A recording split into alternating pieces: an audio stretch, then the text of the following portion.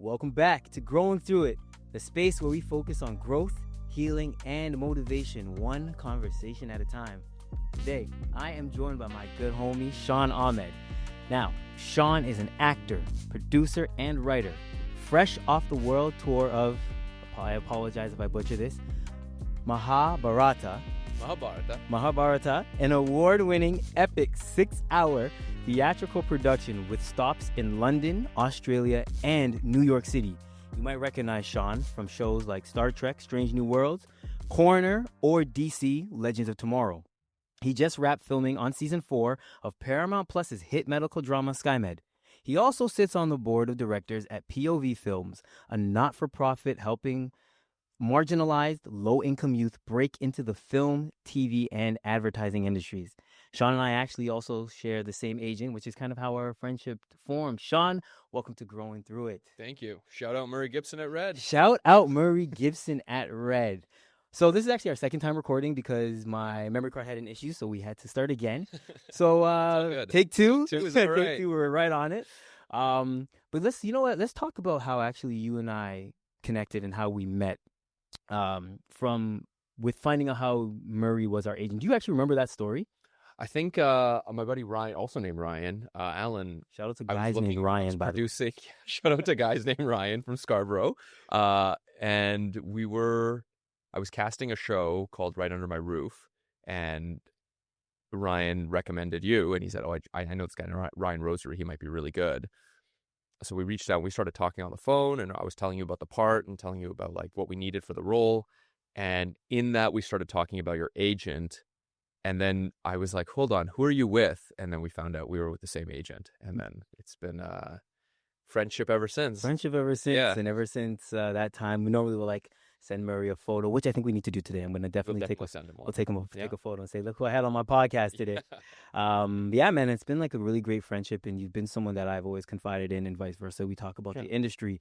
What we were talking about earlier before the cameras really interrupted us was kind of your stance on your feeling personally of the industry, how you felt like you might leave the industry, because we've been friends for 2.5, 3 years now. And when we met, you were just feeling kind of conflicted about what's going on with the industry. If you're ever going to work again as an actor, they said you wanted to focus more on producing.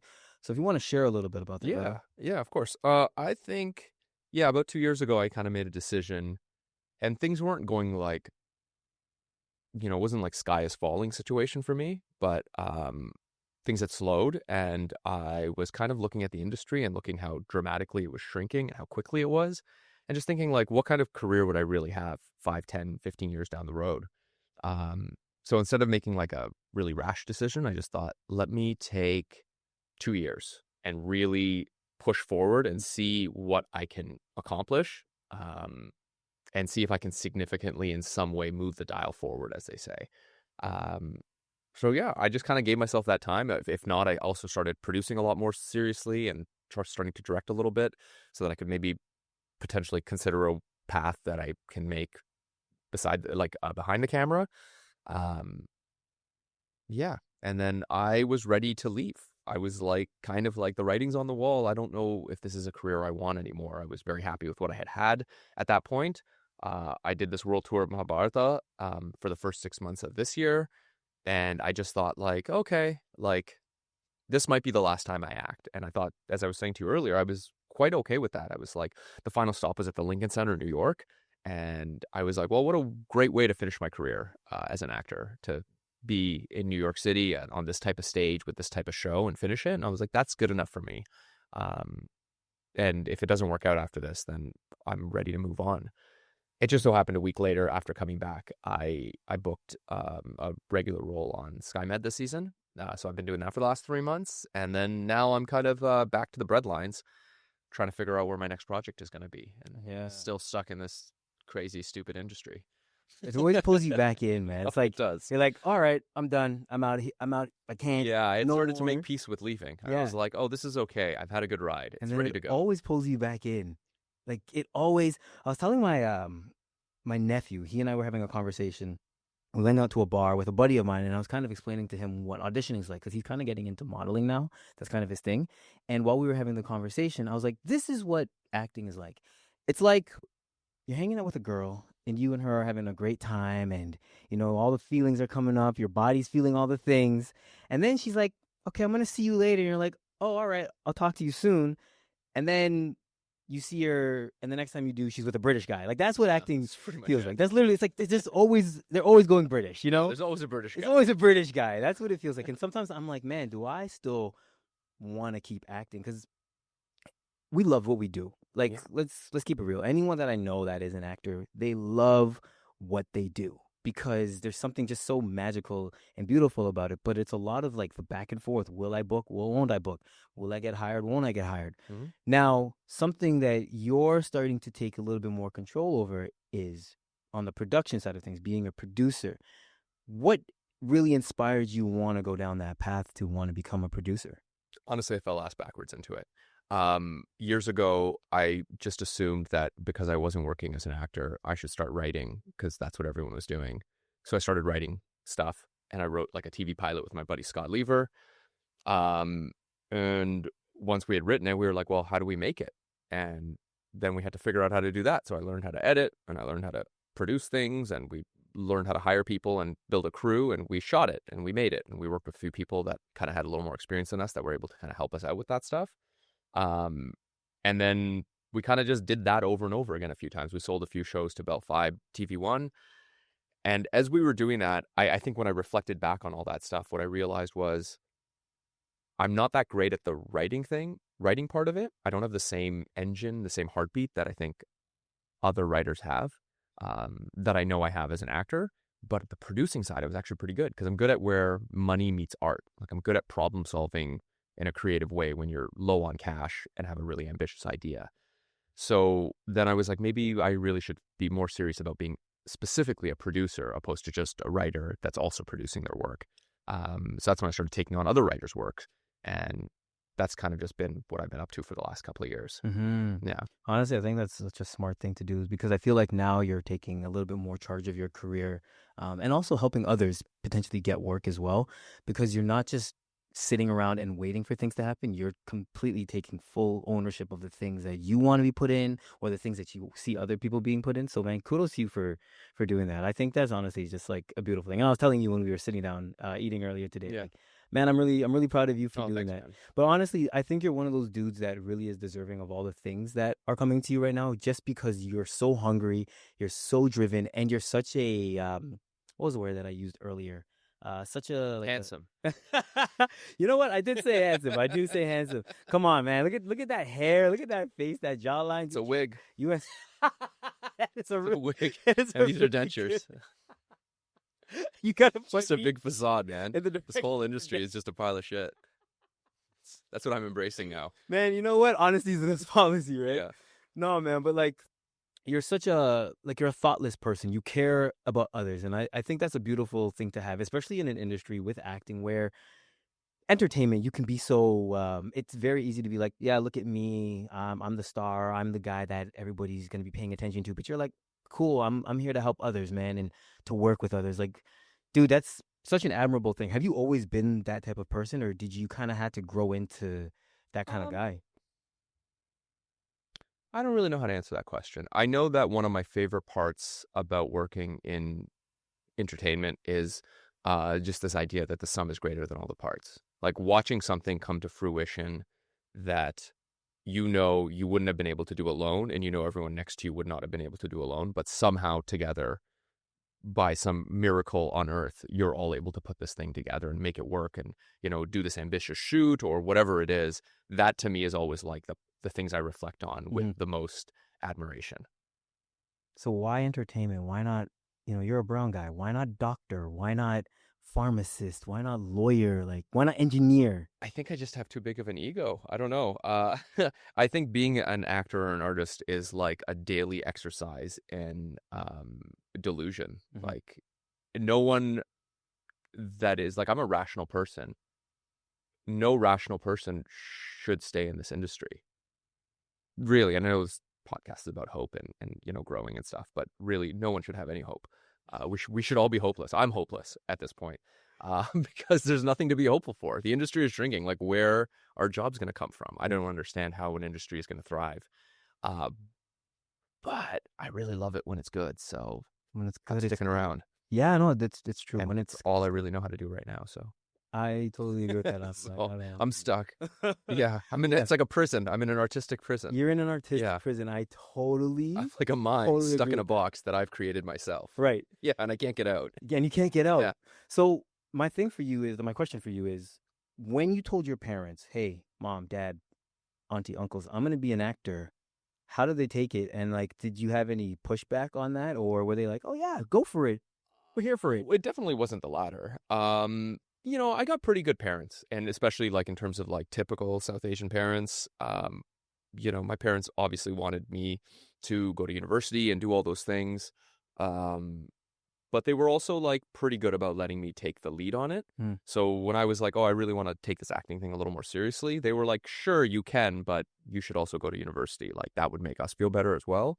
So that's why I studied economics in university. Mm-hmm. I did a specialist in economics and economic history. And while I was doing that, I was starting to work more and more as an actor because I was at U of T. And yeah, it was like after I left, they were like, sure, you don't want to do your master's? I was like, maybe in a couple of years, I'm going to keep doing this for a while. And yeah, it was just eventually I started working more and they would see me on stage. And eventually they kind of were like, yeah, we think this is what you're supposed to do.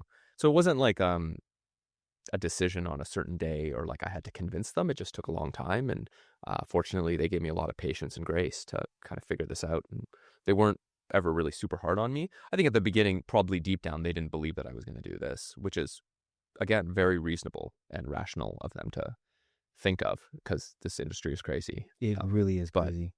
yeah, somehow I found a way. Yeah. For now. I think about it all the time. I'm like, man, how did I survive as long as I have in this industry? My mom, Caribbean descent from St. Lucia, doesn't know anything about the entertainment industry, was very much on the ideologies of get a job as a accountant or a lawyer or a doctor. Yeah. Think how successful you'd be. You'd be rich right now. I'd probably You'd have a 5-bedroom house in some nice suburb. Maybe 2 cars. You'd be married. White picket fence. Yeah, you'd have big screen TV. That's a good life. I think that's nice. But it's not for me, man. I mean, it is, but not conventionally, right? Speaking of marriage, you're a married man yourself, correct? I am, yeah. How long have you been married for? We just passed 2 years. Congratulations. Thank you. On the 2-year mark. And your wife, she's also an actress in entertainment. Yeah, she's an actor as well, Wrong Fu. Yeah. So you were traveling, doing this play, Mahabharata. I'm going to get it before the end of this episode. You're traveling around 6 months. Yeah. You're married. You have your beautiful wife. How do you handle being away from each other? What were some of the things and the tools that you guys dealt with? Because I can only imagine, like, you're not there with your person, the person that gets you, that sees you, that understands you. So what were some of the tools that you guys used with each other while distant? And also, were you on the road for the entire 6 months, or did you? No, not the entire 6 months. One of the stops was in Toronto. Okay. And then there was a hiatus where I got to stay in Toronto, and then we went to Ottawa. For the New York City leg, she came along with me. I think mostly because she was like, free trip to New York and free hotel. Let's do this. As she did in London as well. And she was going to come to Australia, but fortunately, she booked a great role on a show in Toronto. So she was filming here for 5 months. So she wasn't able to join me. I think just to kind of go to your question that you asked, we are pretty early on in our relationship. We were doing long distance for like the first year and a half. Oh, I didn't know that. So we had already built kind of like a framework of how that was going to work for us. And one of the things was, we have to talk for like an hour every day. Like that's part of making time for the other person. That's part of like organizing your life in a way that is like prioritizing the other person. So it's like, especially with time differences and schedules and work and to just go, okay, this is the hour that makes the most sense for both of us to have a conversation. Even if we're kind of just bored and like cooking something while we're doing that, it's enough to be like, just to be in each other's lives, I think, and to kind of like know like what bothers me the most about spending time away from my wife is when she tells me something like, 3 weeks, oh yeah, I have that ADR thing I've got to go do, or I'm going to do them. I'm like, oh, you never told me about that.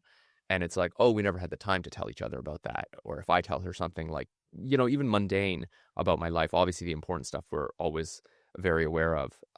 But when you kind of like start to lose the mundane stuff, it's like, oh, I didn't know you were meeting that person tonight. Oh, shoot, I guess you forgot to tell me, or you told me once and I forgot. That's when you start to feel like the relationship is not like we're slipping further and further away, but you start to feel the fact that you have been living geographically in different places for a long time. Um, so yeah, I just try to hang out like every day. That's literally it. And if it was any longer on tour, I think it would have been more of like come and visit for at least a few weeks, or I would have tried to take a break and come back to Toronto for a bit. So you think it's important to make sure that you set time apart for each other, specifically time for each other to just kind of sit down and have conversations about things and just talk about whatever's going on in each other's lives. Even if you're bored. Even if you're bored. I mean, that is, you're technically your forever person, man. Yeah. Yeah. So it's like, even if you just sit quietly and you're kind of just like, oh yeah, this happened. Oh, this person said this to me. Oh, do you remember this thing happened? Like, it's just like keeping each other abreast in each other's comings and goings, so that we're like, when something comes up, we can reference back to stuff that we're both aware of, and it's like we're on the same team, right? So we need to know what's going on in each other's lives, and that's how we've always treated it. So that's important. And how long did you two date before you yourself made the decision saying, you know what, I want to marry this woman? I think for both of us, we knew pretty early on that this was going to be something that was long and meaningful. I would say within the first like 6 months, I kind of knew. I was like, oh, this is going to be really good. If we're both like committed to this could really work. I didn't propose until maybe 3-4 years in. And I think seriously considered it like 2 years later. Like, I think once I moved back to Toronto permanently after around COVID time, I was like, okay, this is where we're going. So how did you two meet, and what was kind of the thing that brought you kind of back to Toronto? Yeah, we met. We were doing a show at the Shaw Festival together. Okay. So we were cast in a show called The Orchard After Chekhov. So we were just in a show together. So we became friends really quickly, because when you go to the Shaw Festival or any of these like repertory theater festivals that are out of town, you're spending 6 to 8 months there. You don't know anybody. It's kind of like a town full of artists. So you become quick friends. So we became really good friends very quickly. We started laughing a lot together, and then slowly a romance bloomed. Shortly after, we were dating, and then it started to feel serious within that contract. It just so happened that after that contract, I had planned to move to the West Coast and live in Vancouver. So that's why we decided to do long distance. She let me kind of see it through. She was like, go and do your thing. Like, you've already made this plan, which I was very grateful for. We did the long distance thing. She lived in Vancouver. I would come back to Toronto. And then COVID kind of was like, I was in Edmonton doing a play, and they were like, we're flying everyone back home because this thing COVID is happening and we don't know when everyone's going to come back. And they asked me, they were like, do you want to go to your home on the West Coast, or do you want to go back to the East Coast and be in Toronto? And I was like, well, send me back to Toronto because that makes the most sense. And then obviously we know what happened after that. Yeah. Long lockdown. And yeah. And that kind of like permanently was like, I think that kind of event happening in everyone's lives makes you rethink, like, what are your priorities? Where do you really want to be? Who do you want to be close to? And I was already at that point like really missing my family and missing like having my partner around on a daily basis in my life. So it was a pretty easy decision to make, to be honest. You think it's like one of the best things that you've ever done, huh? Yeah, I think so. Yeah. Hope so. Yeah, I mean, you seem like a very happy dude, and like, I've never met it wrong, but every time you talk about her, every time you mention her, speak about her, I always see you light up, and there's like a piece that she brings to you. I can see that. It's like she brings a certain level of peace to you, which I think is such a beautiful thing. Now, you've been married 2 years. What are some of the struggles that you've faced in your 2-year-long marriage? Struggles? Or issues. Let's say issues. Because, everybody has issues. Honestly, like, nothing serious. Like, I don't know. We just get along really well. I think the fact that we were really good friends before we started dating has made life easier. Like, it's the same issues I would have with any roommate. Like, oh, you live like this. I live like this. We have to figure out what makes sense. Right. Oh, I do this really quickly. You don't. Or I let these types of things slide. She's not as clean as I am, but she's much neater than I am, which we've learned. So, like, what does that mean? It means like she doesn't like clutter around the house. Like, I don't mind living in clutter. I can live in chaos. But like when I clean, I deep clean. You and I are when she cleans, she doesn't deep clean. Right. I've had to be like, you gotta actually like move all the stuff over and like clean underneath it and then put it back. Right. She just cleans around it. I'm not for that life. Yo, that's funny, bro. I didn't know that the coffee table underneath is clean. Yeah. Underside got to be clean. I am a deep cleaner, man. I love a good deep clean. Like, I'll clean my apartment usually once a week to once every half week, and I'm very much like everything, like behind the Yeah, toilet. everything's got to move. Like it's got to move, man, because like I want to know that I got it, so I don't have to think about it.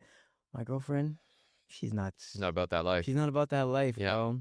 She's not about that life. And the reason I ask these questions too is because myself and potentially our my viewers, my listeners, are hearing this and are like, oh, like I want to live with my person or get married to them, and these are things that I think that people might be able to take a lot of good insight from, if you will, because we're all learning this. We're all literally growing through it together. Shameless plug. Shout out. So it's just like I like asking these questions, especially from a young, handsome man like yourself who's been married, who's been off the market for as long as you have been. I think it's important to hear these things. Now, this is a little bit of a vulnerable question, okay? Okay. Do you deal with temptation or like lust? Do you feel like that still exists in you, or have you figured out a way to battle it and be like, no, I'm good? For other women, you mean? Like, yeah, do you like, oh, that girl's really hot? Like, how do you handle that? No, not really. I mean, I don't not see people as attractive anymore.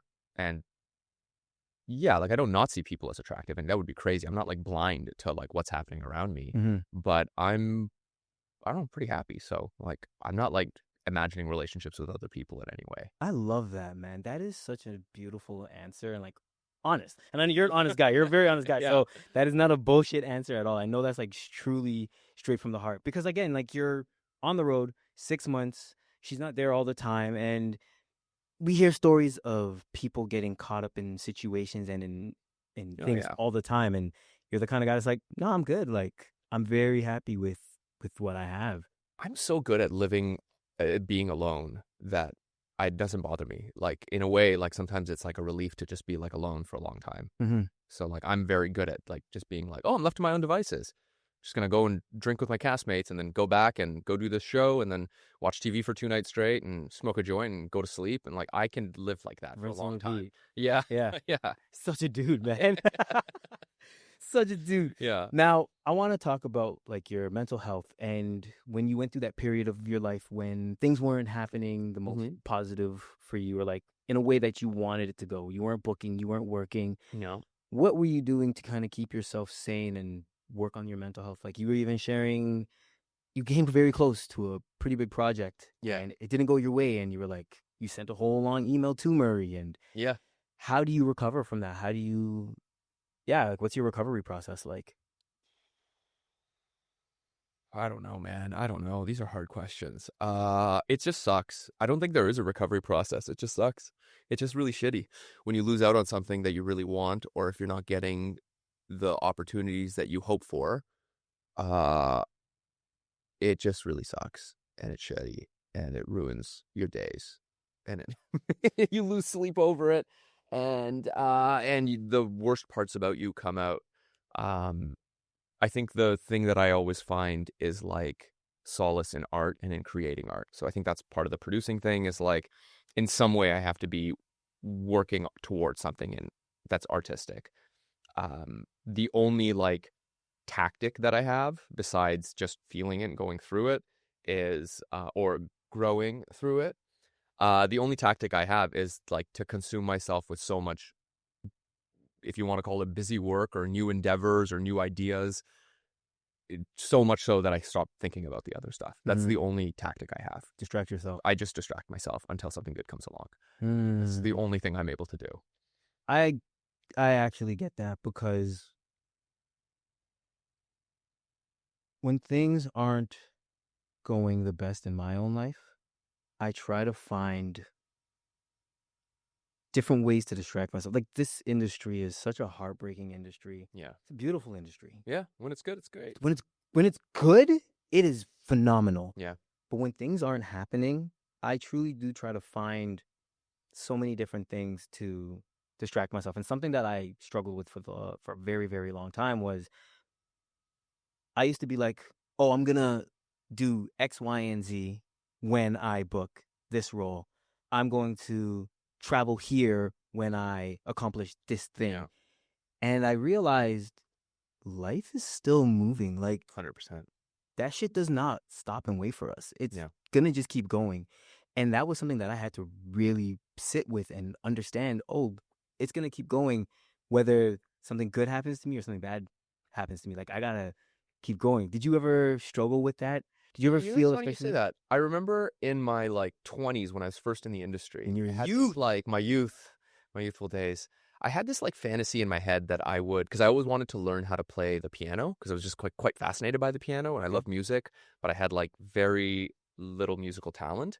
Um, So I had this fantasy in my head that I would book like a series regular role on a TV show. I'd be making lots of money and I'd have all this time on my hand all of a sudden. And I could use that time to like teach myself how to play piano or like take lessons and I'd buy a piano and all this stuff.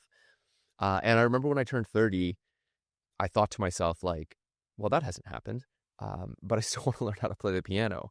And I had read a book around that time that was talking about like how plastic our brains can be and how like malleable they can be. And one of the best ways to protect your brain health over time is to create new neural pathways. And like the three best things they said to do that are two best things they said: learn an instrument or learn a new language. Like that creates new neural pathways and helps your brain health. So I thought, I'm just going to teach myself the piano. So Mm-hmm. on my 30th birthday, I bought myself like an electric piano, which I could put in my apartment, and I just started working on it. And like 20 minutes a day was my goal. I bought books that were like how to learn piano for adults specifically for like the adult brain, so it works at a different pace. Started using YouTube a lot, kind of like getting theory mixed with like learning songs and chord progressions and stuff like that. Um, and yeah, that's a good example of like I thought I was going to wait for this like opportunity to like let me do this. And then eventually that space was never given to me. So I just took it for myself and was like, oh, I'll just teach myself this. And how good did you get? Did you get I'm pretty good. I can play. I play with people all the time now. Really? Yeah. Like when you say play, Like I'm not a professional sure. by any means. No one's paying me to play anything. Right. But like I've written songs at this point. I can pick up a song if it's like in a basic chord progression or if it's like G or C or something. I can play it pretty easily usually. I can play two different rhythms on my hands. Oh, that's dope. So I've gotten to that level, which is just like it's good for hobby and practice and fun. Oh man, I love that. I love the Yeah. fact that you're like, cool, I'm just gonna do this thing and not wait for some magical special moment in my life to do this thing. I'm just gonna pick it up and do it. And I'm like a big believer in that now, especially as I've gotten older in my life. I have definitely, like, even me starting this podcast, Yeah. for example, this was kind of a big one for me. Cause I was like, man, me, a podcast, like what do I know about interviewing people or having conversations? Great. Like, shoot, I mean, I've got people listening, Yeah. and I'm hoping to continue to grow the listeners. Yeah. But I just did a thing because I like talking to people and I like hearing people's stories, and you never know what you're gonna take from it. And like one of the big reasons why I started this podcast was because there are so many people on this planet dealing with things, and we all think we're the only one going through whatever it is we're going through, be it a heartbreak or a loss of a job or death in the family, whatever it may be. You like, oh, no one else knows what I'm going through. But like, there's 8 billion people on this planet.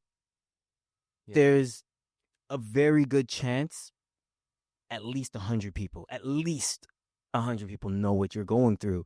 And so I opened up this platform for myself to just sit down and have amazing conversations with beautiful people like yourself to share these stories so that when people are like, man, I don't know what's going on with my acting career.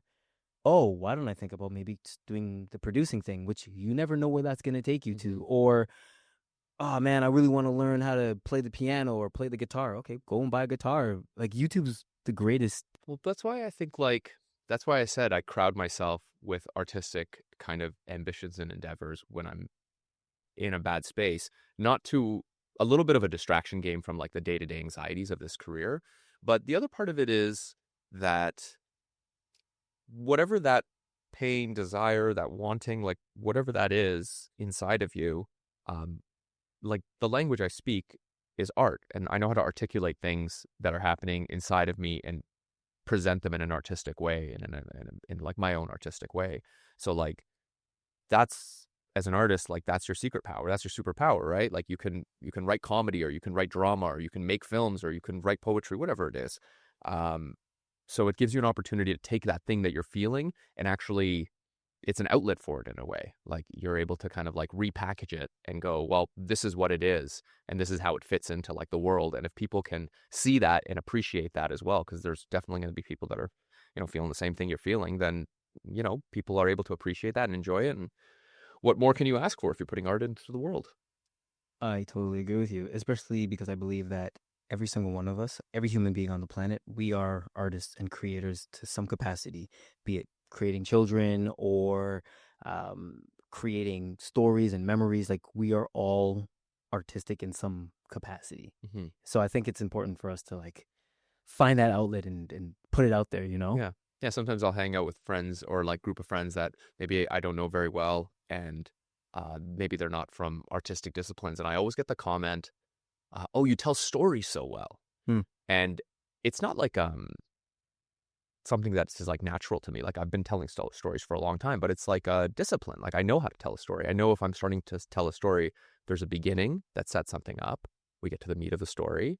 There's a lesson and there's a concluding part to it. Like I don't have to think about how to tell a story. It naturally just happens. Yeah. So like and people like listening to stories. That's like as old as time. So as old as time. Yeah. Why not contribute to that in a graceful and positive way? You said that you're not good at it, or like I wasn't naturally good at it. Like I don't believe that like being good at art is like that it factor that they talk about when you're younger and like the industry, like, oh, some people have it and some people don't. Mm. I think that's bullshit. You didn't subscribe. No, that stuff's designed by teachers to give reason for why their teachings don't work with certain students. It's bullshit. It's their way of saying, thanks for your money, but I'm not able to give you what you want because you don't have it. Mm-hmm. But so-and-so has it. That's why they're able to work. That's because they understand their method. Yeah. They're understanding the teachings. Nonsense. It's nonsense. Yeah. I've actually never thought about it like that before.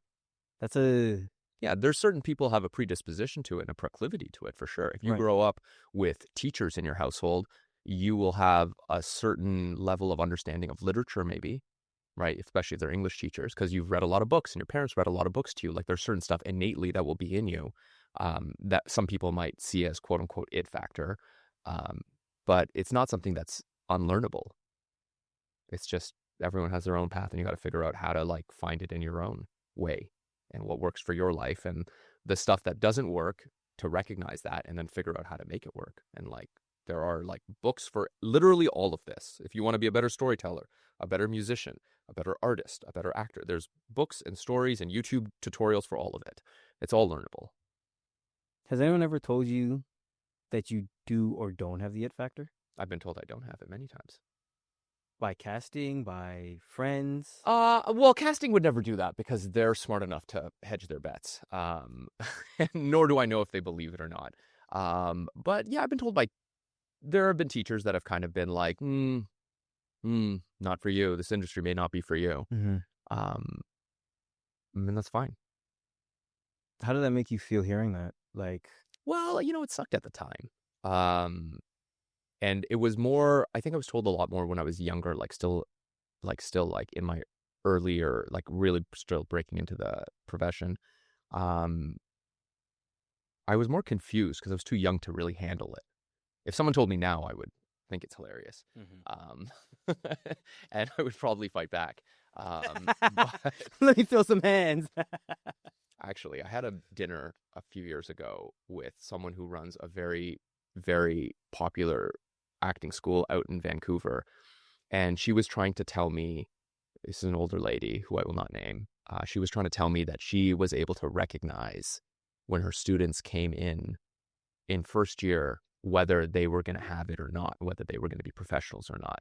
And I was old enough and didn't give a shit enough to call her out. And I was like, doesn't that speak to a deficiency in your ability to teach then? And I was like, why would you let people pay for your institution for 3.5 years if you knew they would have no place in the profession? And she got really like, oh no, that's not what I mean. Anyone can learn anything, da da da da da. But it was almost like she told me in a way where she was like gloating, like it was like showing how great I am because I'm able to recognize this in people. And I just think like that way of thinking is so egotistical, and for teachers to be doing that is really detrimental to creating like good artists in the world. Yeah, because you're putting like a mental block on people and making you're not helping, but you're putting your own ideologies Yeah, of on course. them, which I don't think is a good thing, especially as a teacher. What I find sometimes, even with like the regular school system, is there's a really interesting photo that I've seen. It was like there's a tree and there's a fish, there's a monkey, there's a tiger, there's a bird, caterpillar, various animals, if you will. And then the teacher says, for your final test, you need to climb this tree. Now, how is a fish going to climb the tree? It doesn't. You put the fish in water, oh, that thing's going to swim circles around that tiger or around that caterpillar. But climbing a tree, no, everybody learns differently. Mm-hmm. And what I've also learned, even through life, like on top of learning differently, we also all communicate differently. Mm-hmm. And that is a big thing that I've had to adjust with, because we only know what we know. And so if I'm like, oh, I communicate this way and I'm having a conversation with you and you're like, I don't get it. Oh, it's because you don't communicate and understand the things that I've been through, because we both have our separate lives. So for this teacher now to kind of be like, well, you don't have the it factor and you're not going to do well in my class and you're not going to do well out in the real world as an actor. Well, who are you to tell me how I'm going to do in the real world as an actor? Is your job not to just help me become a better truth teller and a better storyteller? 100%. But you're putting me in a box because you've had your one or two students excel in this one specific genre, this one area. And the industry is always changing. Life is always changing. Nothing ever stays the same. One thing that was cool before is not cool anymore. Like growing up, I don't know if you know anything about anime. I know a little. But anime was not cool when I was growing up. You could not talk about anime to anybody. You got made fun of. I got bullied for that shit. But now it's like, now it's dope. It's taken the world by storm. I saw this article that said anime makes most of its money outside of Japan. Yeah. Which is crazy. But like 15, 20 years ago, you know? Yeah. And like this kind of goes back to even with your career, with what was happening with you 2.5 years ago. Like things were not on this really dope trajectory that you're on right now. Like you've been on an amazing generational run, brother. Oh, thanks. Like you are killing it from doing this dope play, which I think you need to share. Like, please break down this play. This play, 2-parter, 3-hour each day. No, all in one day sometimes. Oh, you did it sometimes all in one day? With a dinner in between. Oh, talk to me about that, man. Well, the Mahabharata is like, any Hindu will know what it is, or anyone from India will recognize it. The Mahabharata is like the longest poem. It's about 2,000 years old. A lot of like Hinduism and scripture and culture is based around these stories. For a Western audience, you can think of it like Greek mythology, but with Indians. Lots of different characters, demigods, gods, kingdoms at war, fighting, warring, like a morality tale at its core. A whole bunch of different little stories that all come together and tell one larger tale, centered around 2 sets of cousins who all believe that they are the kings, the rightful heir to the throne of Hastinapura. So the show, the first part was called Karma, which is the life we inherit, which is like, what are you born into? What are you given? The show itself changed forms many times. We went from like a show where everyone's just kind of sitting in a circle and jumping into the circle around a fire, oldest form of storytelling, and just kind of creating characters, and then as the show moves on, the set starts to become a little clearer. We see some set pieces come in. We see some lighting changes come in that kind of make us feel like we're more in a traditional theater space. Ending in this dice match that happens, that my character Yudhishthira's in, where he essentially has, at this point, won the kingdom and has been told that he is the rightful heir to the throne. Everyone believes he is. The people love him. And then he gambles away his kingdom and his family in this game of dice because his big flaw is he can't refuse a game. And that's how the first show ends. And then him and his brothers are sent into exile. Then there's a dinner where more stories are told. The thinking behind that is that we've been telling stories in so many different forms that one of the most common ways is around a dinner table. So come have dinner with a couple of storytellers who will tell you another story and how to dissect it and what to think about. None of the actors were usually involved in that portion. We were all on break at that point.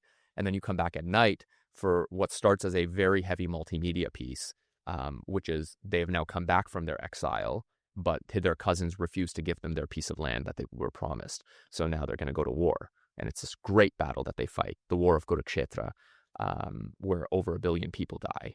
And it's about that. So you can think of it like, yeah, it's like Game of Thrones, but with Indians. That's so dope, man. While you were on this amazing story and journey, what is something that you learned about yourself doing this play? At the end of the show, my character Yudhishthira tries to go to heaven. He's at this point, they've won the war, him and his brothers. They were the rightful heirs. They were the righteous ones. They were the ones that were wronged from their perspective, at least. And they've ruled wisely, and they've left the kingdom to, the next generation, and they've all decided to start climbing a mountain to try to get to heaven. His brothers die along the way, and when he gets there, he is not welcomed into heaven, and the reason he's not is because he has never let go of his anger for his cousin who stole his kingdom from him originally.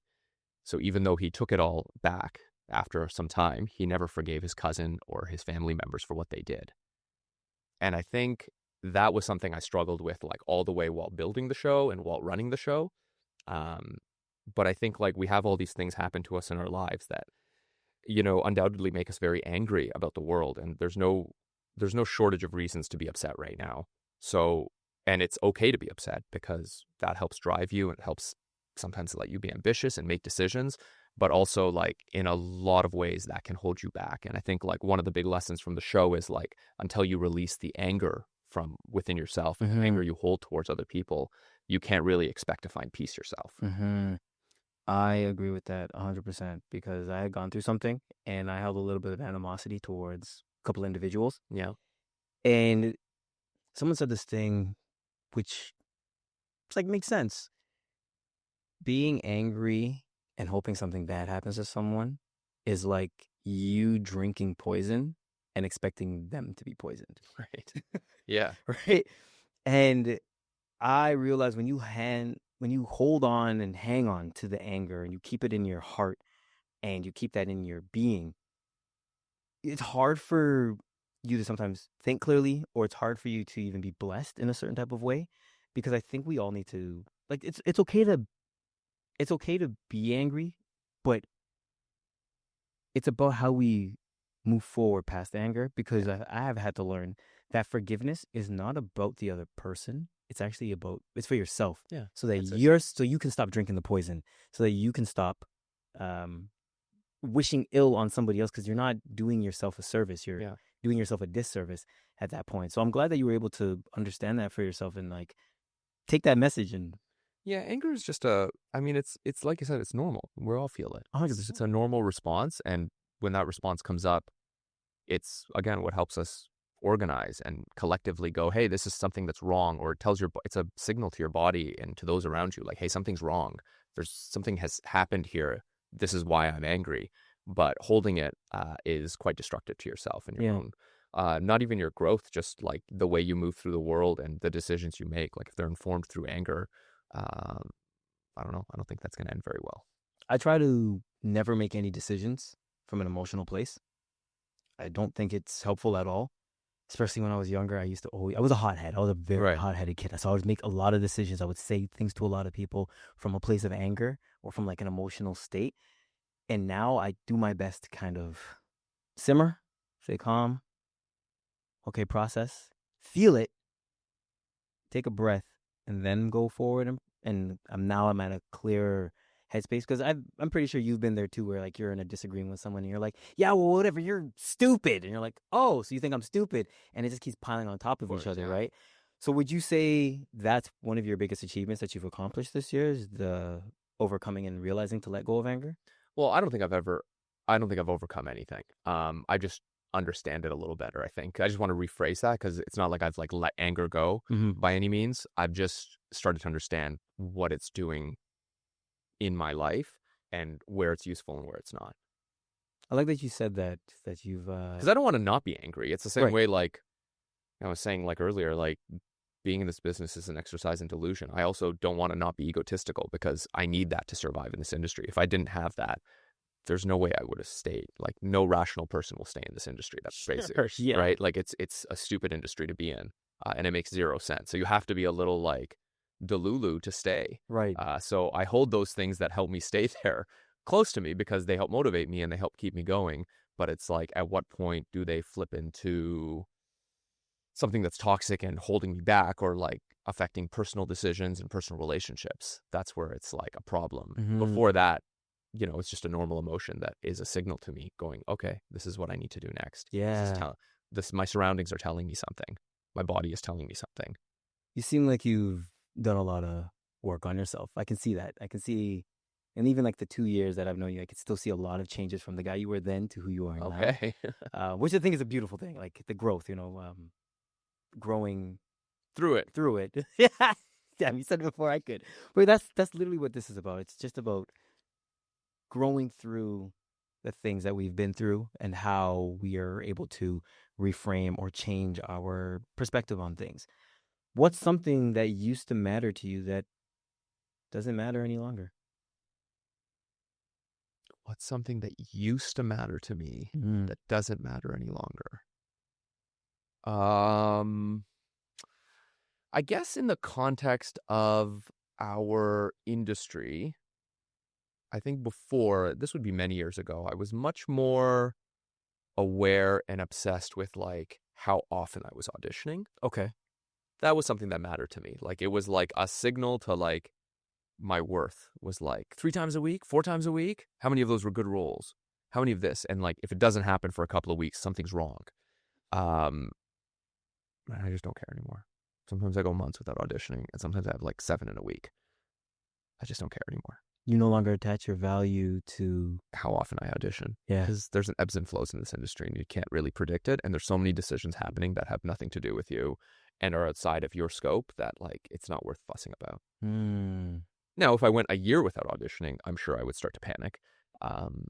But yeah, it's not something like on a micro level that I'm concerned about in any sort of way. It's good that you let go of that. That's something that I had to actually learn to let go of. Last year, this year, sometime probably early this year. But like, I've really let go. I've really let go of my worth of being an actor as like my identity. Yeah. I remember my youth. Oh my God. I would meet girls, and the first thing I'd say is like, yeah, I'm an actor. Like, oh, really? Like, okay, what are you in? Oh, like, I'm just like trying to figure it out. You might as well be going around telling girls you're broke. Yeah, basically. Yeah, I'm broke. I'm broke, but you want to hang? Yeah, but I actually... I'm broke, but I'm at Casting Central 3 times a week. So how about that? Oh, man, Casting Central. You just brought back a memory, man. Yeah. I miss going in the room. I miss it too.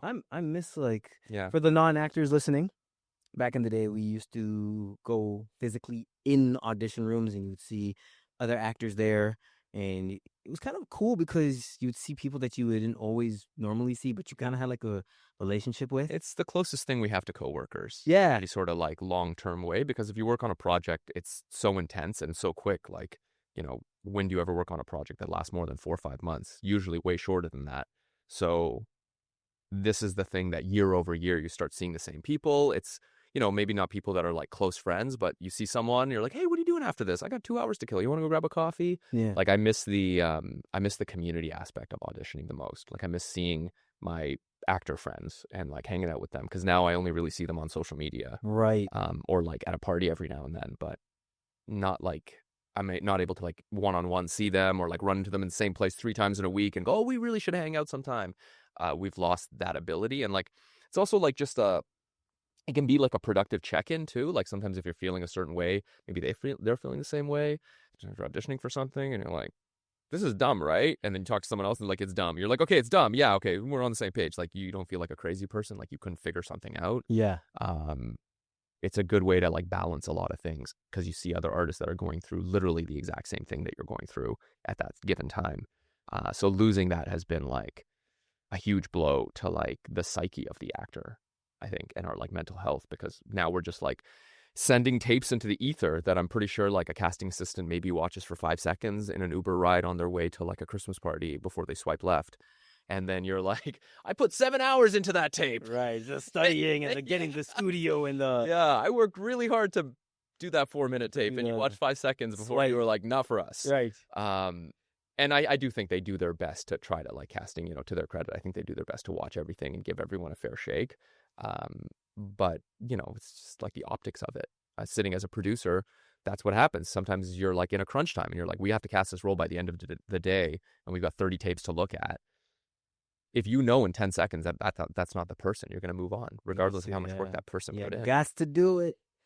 I like how you said the social media part, like you just check in with each other on social media. You were someone for a long time that wasn't really on social media. Yeah, I didn't want to be. What was the switch behind that? Because I remember one day I was like, Shawn Ahmed has followed you. I was like, this is my thinking, and I'm like looking like, oh, it is okay. Like, why did you decide? Well, like a lot of people, I just took like a mental health break at one point. It was like early days COVID, and I was like, this is not good for me. Like, I'm just doom scrolling all day online. So then I just like took a break, and I think in my head I had kind of worked up that like the only way I was going to work at any sort of high or significant level would be if I had like a social media following, which I've never ever had. So it didn't even matter at the time, but I just thought like that was something I had to do. Like a lot of actors just feel like this is something we have to do. So then for a mental health break, I deactivated it. And over the course of the next couple of months, I booked a couple of like significant projects. I was like a guest star on DC's Legends of Tomorrow. I did a couple episodes on Star Trek. I got on Coroner. And then I thought like, oh, I don't need to be on social media to work as an actor. And like for a while, it felt like I could just be like what I call in Canada a blue collar actor, which is like, yeah, you're not the star of the show, but you go in, you do a few episodes, you make some money, and you get out and you go on to the next one. And I was really looking forward and hoping for that career, like just like 40 years of anonymity, kind of being like number 9 on a bunch of projects. And then things started to dry up actually around the time, like 2 years ago when we were talking. And that's when I kind of came around to, because the industry is shrinking so quickly, the people that are making it to the top and the people that are kind of finding regular work have to have some sort of value add, and social media is part of that. So I reframed what social media was going to be in my head, and I just saw it as a way to put art out to the world and let an audience decide if it's for them or not. And from that lens, I proceeded, and that's just kind of how I use it. Yeah, it's a tool. It's a tool that we use and like try not to allow it to consume us, because I've been guilty of doom scrolling. Of course, yeah. And sometimes I'll be sitting there and I'll be an hour deep just scrolling. I'm like, why am I still on this thing? And you have to do this thing in your brain where you say, okay, I'm going to put this down now. I'm going to get up and go and be a productive member of society. Let me get out of here. And I'm no saint. I have struggled with cell phone addiction. I have actually turned notifications off on my phone because I've noticed whenever I see it light up, I find myself like looking at it and feeling like I need to go and check it instantly. So the fact that you are able to take mental health breaks or took that mental health break away from social media and have now changed your relationship with it is one of the best things. Like I've had to do that as well. And now I'm like, whatever, I don't care about it. I use it, I don't. If you take it off your phone and just put it on your computer, you'll notice, at least I noticed when I got off, I would pull my phone out and I would go to find Instagram or go to find like the app. Like I would like open, swipe, boom, and I'd be like, oh, right, I've deleted the app. Like the amount of times I got as far as like just before I would click on an icon that doesn't exist anymore on my phone was wild. Like it was just like it's just your body is nervous or you're feeling uncomfortable, and we don't like to sit in discomfort anymore. So no one does. You're just kind of like, oh, how do I go to this thing that will distract me for a little while? Right. So that was an interesting observation. And then the other thing that was kind of interesting was after coming back, like I think it was like 3.5 years off, when I came back on, my algorithm hadn't changed. So like I had changed, but my algorithm was still the same algorithm. So like all the stuff I was seeing was like, it was like all programmed for like a past version of me. And it kind of like, it's kind of like the lights went up in the nightclub at the end, and you kind of like see everything like, oh, this is gross. This is weird. There's a lot of shit on the floors. Like everyone's really drunk. Ugh. And I was able to kind of see it in a way where I was like, oh, this is gross. Yeah.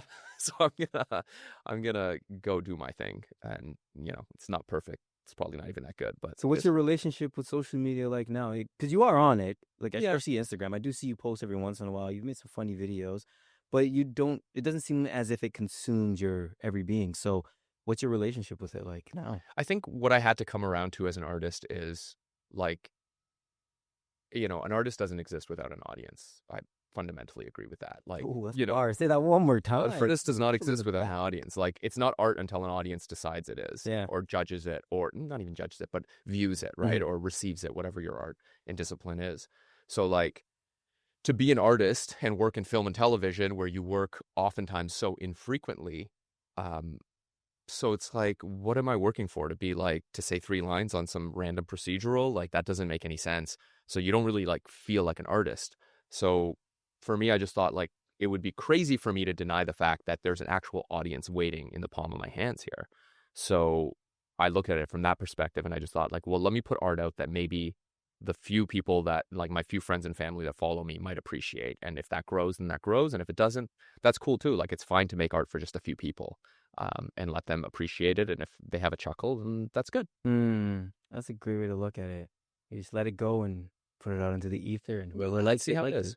Yeah. And if that inspires something different down the line, or sparks a new idea, or you go like, I've got one thing that I did a little while ago that, a couple of the videos went a little viral. So I just thought like, oh, there actually might be a show here. So you start developing it in a more serious way. But I never would have gotten there if I had not tested it in front of an audience and like, saw the feedback come back in real time and go, oh, people actually like this. Right. Oh, this sensibility hits. This is something that people are desiring. So as an artist, I want to package things that fit into that space so that people can appreciate it more. And if it brings joy and happiness, then that's a good thing. Yeah, that's a great way to look at it, because you were able to basically take the hammer and use the hammer on that nail, and you're like, oh, I hit that nail. Can I continue to hit that same nail in this specific way? And the stuff that you were doing, it was very much mockumentary style. Yeah, that's my favorite. Sitcoms and mockumentary. Yeah, that's my I jam. Like, I think that's the vibe, and I hope that you and I actually get to work on that thing that we've talked about. We're gonna keep that on the wrap. Keep it going. But it is something I think brilliant, and I think it's a very interesting take on spirituality and life. Yeah. I think it would be good. But anyways, that's besides the point. But you allowed yourself to use that tool to gauge the views and the audience. And as an By the way, sorry, I'm just gonna cut you off. If Smart Water is listening, you should sponsor Ryan Roastery's podcast because he's taking your label off and now the bottle's all sticky. So for future guests, just sponsor so this guy can knock in sticky bottles of water to everybody. All right. Which I appreciate. Of course. Got to keep your guests. Trying to throw a little, Thank you. I appreciate that. I do like to be hydrated. I appreciate that.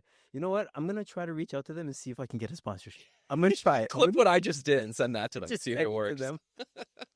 But yeah, okay, sorry, I cut you off. No, you're good. Yeah. You're good. That's the first time you touched the bottle of water this entire interview. So he's like, "Oh, like, why is this thing smothered in coffee?" This thing is all right, wonderful. But yeah, so the point is, it's a tool. You used it as a tool. You didn't allow now at a point where you don't allow yourself to just sit and be consumed by it. So I think you're winning and you're growing and you've grown through it.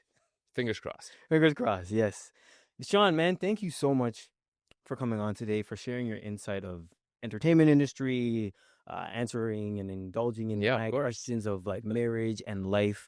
Because I'm a young man and I'm trying to get to the next stages of my life, and I like asking these type of questions to people that are currently in these periods of their life and that are going through things. But also, I think it's great to ask these questions so that someone else that's listening that might be wanting to go down certain paths or dealing with certain things in their life, from marriage to trying to figure out what they want to do with their life, feeling like, oh, well, this part of my career is not going the way I thought it is, but maybe I could pivot. Like, you had a lot of great insight on that, and I just want to thank you so much for coming on and sharing it. Thanks, man. Now, I like to ask these questions to all my guests on Growing Through It. I like to call them my big 3 questions. Okay. So question number 1 for you is, if you could have any superpower in the entire world, it could be a made-up superpower, it can be an existing superpower, whatever it is, what would it be, and why would you choose that superpower?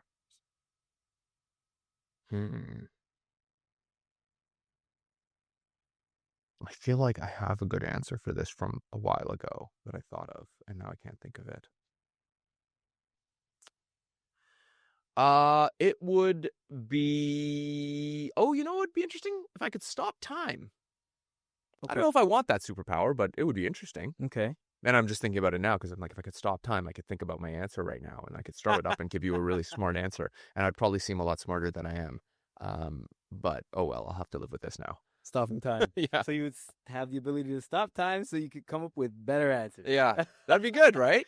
You know what? Yeah, because then you could, because now you're going to be like, on the drive home, be like, you know what? Dang it, exactly. I should have said. You know, all the times you're in like an audition and someone's like, and the director's like, oh, can you do it this way? And you're like, yeah, I think. Right. And if you could stop time, you go, wait a minute, let me think about it. this. Oh, what about that time? Oh, I think he means like this. Oh, then that means in this part of the script where this happens. Oh, I should go in this way. I'll need this type of energy off the top. Okay, cool. Start time again. Sure, I can do that for you. Let's start it. Let's go right away. So you just use it to basically better yourself as an actor. Yeah.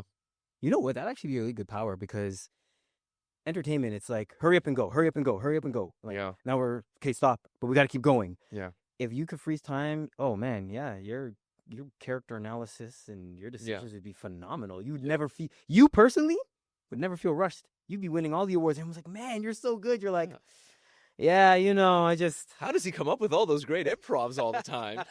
It's like he's researching Wikipedia. Like while he's in the middle of, in between time. Yeah. All right, question number 2 for you. If you could give your younger self one piece of advice, what would it be? Oh, geez. One piece of advice to my younger self? Your younger self. Shawn, 10 years ago, 20 years ago. Run far away from this industry. Might be one of it. I don't know if it's advice. It's just something I was told a lot, especially over the last like 5-10 years, and I've really started to come around to it. So I don't know if it's advice as much as just a lesson. But it's good to know it doesn't get any easier as you get older. There's like this feeling I think you have when you're younger with relationships and with this industry and like this career path that like there's a certain point where you'll have like made it, or like things will always work after this type of job. And the truth is, it only, at least for me and those I talk to, it only seems to get harder. So buckle up. If you think it's hard now, it'll be harder tomorrow. It's good. That's just life. I'm sorry. No, that's... There's tons of people that are going to write you and be like, I quit the industry after this podcast. That guy was a downer. I think it's real. This isn't one of my questions, but I want to ask you, would you, because this kind of sparks something, would you say you are generally a happy person? Yeah. Yeah, generally I'm a happy person. Okay. Because, you know, people are like, this guy's so, but I know you. But you give very happy energy. Oh, thanks. But very real. Very real. You're a realist. Yeah. You know? And I think, like, you need to be delusional. Yeah. But you also need to be real. Yeah, I think so. Yeah. I mean, I don't know how to reconcile those two things, but... I think once we figure that out, we'll basically... The sky's the limit. We'll understand the meaning to life, I think, at that point. And question number 3 for you, part of my big 3. What is one goal you would like to accomplish within the next 6 months? One goal? Yeah. One specific goal. Like, I mean, you could have a bunch of goals, but what is a goal that you're like, I want to do this thing in 6 months. If I can accomplish this in 6 months, I'll be happy. Or at least work towards it. Okay, you know, call me out in 6 months if I haven't done this. I'm writing a film right now. And as I said at the beginning of this thing, I'm not a really good writer. But it's an idea that I have that I really love. And I think it's a good idea. And I want to develop it into a feature that goes the distance, obviously. I think in 6 months, it'd be great if I had a first draft. All right, I'll hit you back up and hit me out in 6 months. We're recording this in November, so what is that? That is April. May? Yeah, April, May. Yeah. Around April, May. Okay, I'm gonna circle back on that. I got this. Recorded. Shawn, thank you so much, brother. Please, thank you. Plug yourself on this camera right here. Drop your socials and anything that you got going on. At I am Shawn Ahmed, TikTok and Instagram. I'm not on there often, but when I am, it's a good time. It is a good time. Shawn, thank you once again for coming on to Growing Through It. I appreciate it. I appreciate a lot of your insight and just like a fun conversation. I appreciate hanging out with you. Guys, another wonderful episode of Growing Through It. You know who I am, Ryan Rosary. I hope you enjoyed this episode. If you feel inspired in any way, please like, share, comment down below. And remember, the only way to grow through it is to grow through it.